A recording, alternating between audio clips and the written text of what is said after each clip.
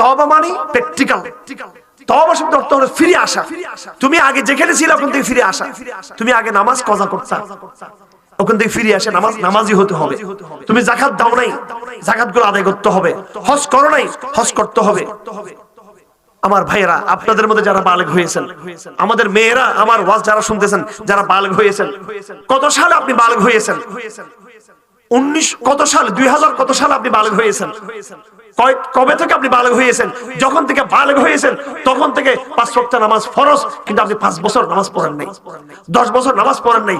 সমস্ত নামাজ আপনাকে আদায় করতে হবে। আপনাকে যতগুলো রোজা বাকি আছে সবগুলো আপনাকে আদায় করতে হবে, শুরু করতে হবে। আপনাকে রোজাগুলো রাখা শুরু করতে হবে, আদায় করতে হবে।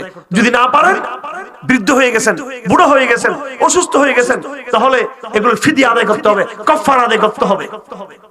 এক একটা রোজার বিনিময়ে, এক একটা নামাজের বিনিময়ে একজন মিসকিনের একদিনের খাবার আপনাকে খাওয়াইতে হবে। এবার হিসাব করেন, আমাদের জীবনে কত রমজান রোজা আমরা ছেড়ে দিয়েছি, কত নামাজ ছেড়ে দিয়েছি। যত নামাজ বাকি আছে সবগুলো নামাজ পড়ে দিতে হবে আমাদেরকে। রমজান আসার আগে আমরা এগুলো শুরু করবো তো সবাই? হ্যাঁ। আপনি বলবেন, ও আল্লাহ, এতগুলো নামাজ, এগুলো তো সারা জীবন পড়লেও শেষ হবে না। আরে ভাই, আল্লাহ পাক আপনার মন দেখতেছেন। আপনি শুরু করেন, বাকির আল্লাহ পাক আপনাকে বরকত দিয়ে দিবেন ইনশাআল্লাহ আজিজ।